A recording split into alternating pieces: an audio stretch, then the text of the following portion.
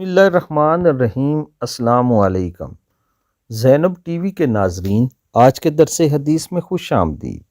ناظرین اکرام، آج کے درس حدیث کا موضوع ہے غصے کے وقت رسول اللہ صلی اللہ علیہ وآلہ وسلم نے ارشاد فرمایا، جب تم میں سے کسی کو غصہ آئے تو اگر وہ کھڑا ہو تو بیٹھ جائے، اگر غصہ ختم ہو جائے تو ٹھیک، ورنہ پھر لیٹ جائے۔ سنن ابو داؤد۔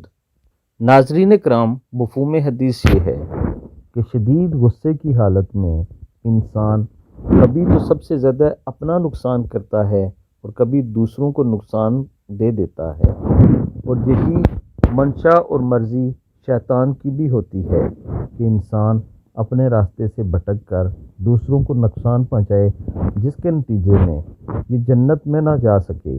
اس لیے نبی اکرم صلی اللہ علیہ وآلہ وسلم نے غصے کا بہترین حل یہ بتایا ہے کہ غصے کی حالت میں انسان کو چلنا پھرنا اور دوڑنا نہیں چاہیے، نہ ہی کھڑے رہنا چاہیے، بلکہ جب بھی غصہ آئے بیٹھ جائے، اگر غصہ اور زیادہ آ رہا ہے تو لیٹ جائے۔